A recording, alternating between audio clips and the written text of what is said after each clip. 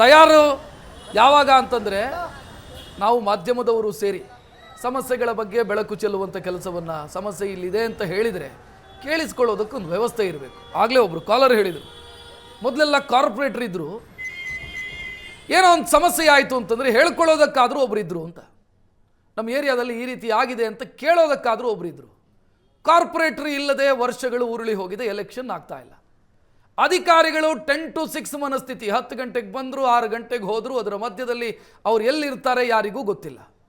ಕೇಳಿದರೆ ನಾವು ಅಲ್ಲಿ ನಮ್ಮ ಹೆಡ್ ಆಫೀಸಿಗೆ ಹೋಗಬೇಕು ಸರ್, ಇಲ್ಲಿ ಇನ್ನೊಂದು ಆಫೀಸಿಗೆ ಹೋಗಬೇಕು ಸರ್, ಈ ರೀತಿ ಹೇಳ್ಕೊಂಡು ಓಡಾಡಿಕೊಂಡು ಆಯಾಗಿದ್ದಾರೆ. ಸೊ ಇಂಥ ವ್ಯವಸ್ಥೆಯೊಳಗೆ ನಾವು ಸರಿ ಹೋಗುತ್ತೆ, ಸರಿ ಆಗುತ್ತೆ ಅಂತ ಹೆಂಗೆ ನಿರೀಕ್ಷೆ ಇಟ್ಕೊಳ್ಳೋದಕ್ಕೆ ಸಾಧ್ಯ? ನನಗಂತೂ ಅರ್ಥ ಆಗ್ತಾ ಇಲ್ಲ. ನಾಗರತ್ನ ಅನ್ನೋರು ಮತ್ತೊಬ್ರು ಕರೆ ಮಾಡಿದ್ದಾರೆ. ನಾಗರತ್ನ ಅವರೇ ನಮಸ್ಕಾರ. ನಮಸ್ಕಾರ ಸರ್. ಎಲ್ಲಿಂದ ಮಾತಾಡ್ತಾ ಇದ್ದೀರಿ ನಾಗರತ್ನ ಅವರೇ? ಹೊಸಕೆರೆಹಳ್ಳಿ ದತ್ತಾತ್ರೇಯ ದೇವಸ್ಥಾನದ ಹತ್ತಿರದಿಂದ ಸರ್. ಮಾತಾಡಿ ನಾಗರತ್ನ ಅವ್ರೆ, ಏನ್ ಹೇಳ್ತೀರಿ? ಈಗ 3-4 ವರ್ಷದಲ್ಲಿ ಏರಿಯಾ ಫುಲ್ ನೀರ್ ತುಂಬಿ ನಮ್ಮ ಮನೆ ಎಲ್ಲ ಫುಲ್ ಹಾಳಾಯ್ತು.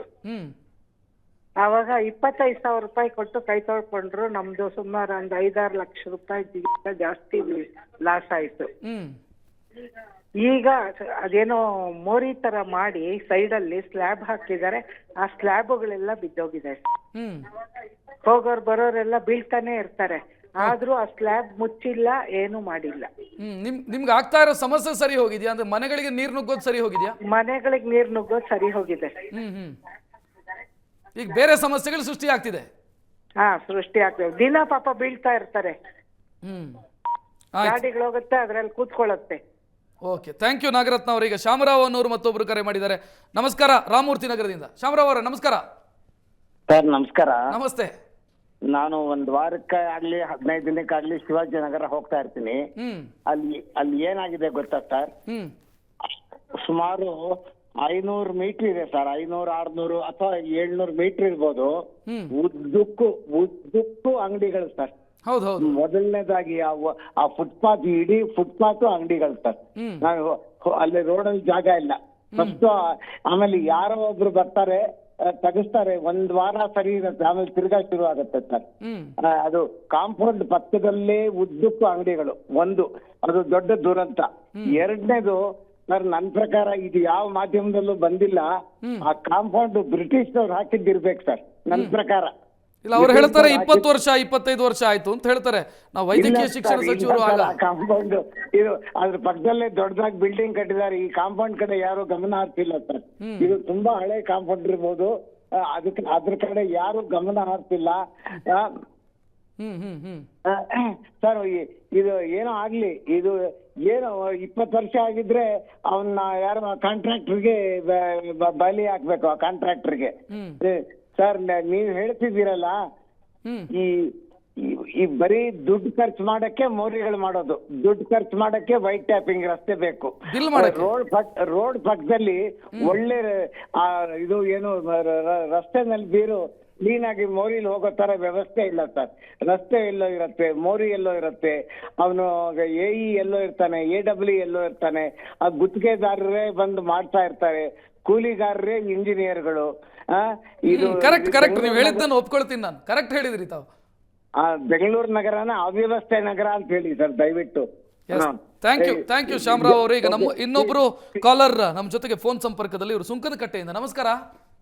ನಮಸ್ಕಾರ ಸರ್. ಮುನಿರಾಜು ಅವರೇ ನಮಸ್ಕಾರ. ನಮಸ್ಕಾರ ಸರ್. ಮಾತಾಡಿ ಸರ್, ವ್ಯವಸ್ಥೆ ಹೆಂಗಿದೆ ಅಂತ ನಾನು ಹೇಳ್ತಿದ್ದೆ. ಒಂದು ಮಳೆಗೆ ಈ ರೀತಿ ಆಗ್ಬಿಟ್ಟಿದೆ. ಈ ರೀತಿ ಆಗಿದೆ ಅಂದ್ರೆ ಮಳೆಗಾಲ ಇನ್ನೂ ದೂರ ಇದೆ. ಸ್ಥಳೀಯ ಸಂಸ್ಥೆ ಸದಸ್ಯರಿಲ್ಲ, ಅಂದ್ರೆ ನಗರ ಪಾಲಿಕೆ, ಮಹಾನಗರ ಪಾಲಿಕೆ ಸದಸ್ಯರುಗಳಿಲ್ಲ. ಹೌದು. ಈ ಅವ್ಯವಸ್ಥೆಗೆ ಕಾರಣ ಮೊದಲನೇದಾಗಿ ಚುನಾವಣೆ ಆಗದೆ ಇರೋದು. ಜನಪ್ರತಿನಿಧಿಗಳಾದ್ರೆ ಅಧಿಕಾರಿ ವೃಂದದವರನ್ನ ಏನು ಸಮಸ್ಯೆಗಳನ್ನ ಕೇಳ್ತಾರೆ, ಅದರಿಂದ ಕೆಲಸ ಮಾಡಿಸ್ತಾರೆ. ಈ ರೀತಿ ಆಗತ್ತೆ. ಈಗ ಒಂದೇ ಮಳೆಗೆ ಪ್ರಿಕಾಷನ್ ತಗೊಳ್ಳಿಲ್ಲ ಅಂದ್ರೆ ಬಹಳ ದೊಡ್ಡ ದುರಂತ ನಮಗೆ ಕಾದಿದೆ.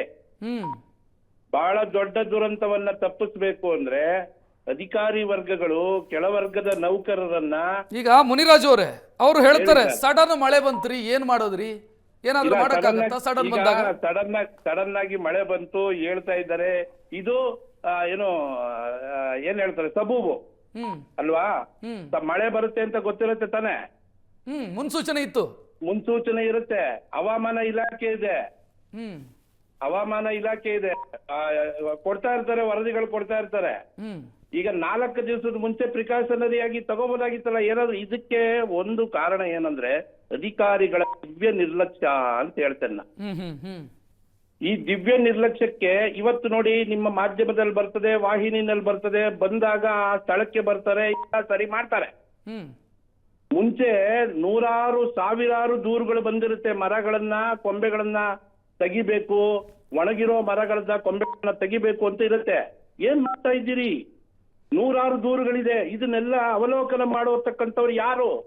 ಯಾರು ಇಲ್ಲ. ಯಾರನ್ನು ಕೇಳಕ್ಕಾಗಲ್ಲ ಮುನಿರಾಜು ಈಗ ಯಾರನ್ನು ಕೇಳಕ್ಕಾಗಲ್ಲ ಅಂದ್ರೆ ಹೋಗಿ ಎಲ್ಲ ತಡ ಬಿಡ್ಬೇಕಾ? ಹಂಗಾರೆ ಈ ದುರಂತಗಳಾದಾಗ ಎಲ್ಲ ತಟ್ಟೋದು ಒಂದೇ ಪರಿಹಾರನಾ? ಆಗ್ಬಿಟ್ಟಿದೆ ಮುನಿರಾಜು ಅವರ ಈಗ ಪರಿಸ್ಥಿತಿ. ಈಗ ನಮ್ ಜೊತೆಗೆ ಇನ್ನೊಬ್ರು ಬಸವೇಶ್ವರ ನಗರದಿಂದ. ಸರ್ ನಮಸ್ಕಾರ. ಪುಟ್ಟಸ್ವಾಮಿ ಅವರು. ಸರ್ ನಮಸ್ತೆ. ನಮಸ್ತೆ, ಮಾತಾಡಿ ಸರ್. ಈಗ ನಾವು ಬಸವೇಶ್ವರ ನಗರ ಏರಿಯಾದಲ್ಲಿ ವಾಸವಾಗಿರೋದು. ಇಲ್ಲೂ ಮರಗಳದು ಪ್ರಮಾಣ ಪತ್ರ ಜಾಸ್ತಿ ಆಗಿದೆ. ಕೇಳಿಸ್ತಾ ಇದೆಯಾ? ಕೇಳ್ತಿದೆ ಪುಟ್ಟಸ್ವಾಮಿ ಅವರೇ. ಮರಗಳು ಬಹಳಷ್ಟು ಬಿದ್ದಿದ್ದಾವೆ, ಬೀಳ್ತಾನೆ ಇರ್ತವೆ ಪ್ರತಿ ಸಲ ಮಳೆ ಬಂದಾಗ್ಲೂ ಕೂಡ. ಆದ್ರೆ ಇಲ್ಲಿ ಯಾರು ಇದ್ರ ಬಗ್ಗೆ ಗಮನ ಹರಿಸೋರಿಲ್ಲ ಸರ್. ಗಮನ ಹರಿಸೋರಿಲ್ಲ. ಒಂದು, ಎರಡನೇ ಬಂದು ಪ್ರತಿ ಸಲ ಈ ಟಿವಿಲಿ, ಮಾಧ್ಯಮದಲ್ಲಿ ನೀವು ತೋರಿಸ್ತಾ ಇರ್ತೀರಿ. ಹೌದು. ನಿಮ್ಗಿರೋ ಕಾಳಜಿ ಎಲ್ಲಾರ್ಗು ಇರ್ಬೇಕು ಅಲ್ವಾ ಸರ್? ಎಸ್. ನೀವು ಟಿವಿಲಿ ಇಷ್ಟೆಲ್ಲ ತೋರಿಸ್ತೀರಿ, ನಮ್ಗೆ ಬಹಳ ಸಂತೋಷ ಆಗುತ್ತೆ.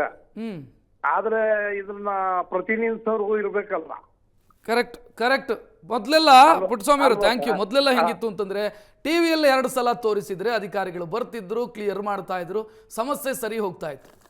ಈಗ ಹೆಂಗಾಗ್ಬಿಟ್ಟಿದೆ ಅಂತಂದ್ರೆ ನಾವು ಏನಾದರೂ ಹೇಳ್ಕೊಳ್ಳಿ, ಜನ ಎಷ್ಟಾದರೂ ಬೈಕೊಳ್ಳಿ, ಏನೇ ಆಗಲಿ, ನಮಗೂ ಅದಕ್ಕೂ ಸಂಬಂಧ ಇಲ್ಲ.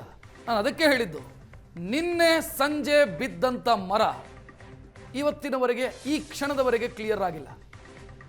ನಿನ್ನೆ ಸಂಜೆಯಿಂದ ಬ್ಲಾಕ್ ಆಗಿರುವಂಥ ಚರಂಡಿ ಕ್ಲಿಯರ್ ಆಗಿಲ್ಲ, ಅಂಡರ್ ಪಾಸ್ಗಳು ಕ್ಲಿಯರ್ ಆಗಿಲ್ಲ. ಇವತ್ತು ಸಂಜೆ ಮತ್ತೆ ಮಳೆ ಬರುತ್ತೆ ಅನ್ನುವಂಥ ಮುನ್ಸೂಚನೆ ಇದೆ.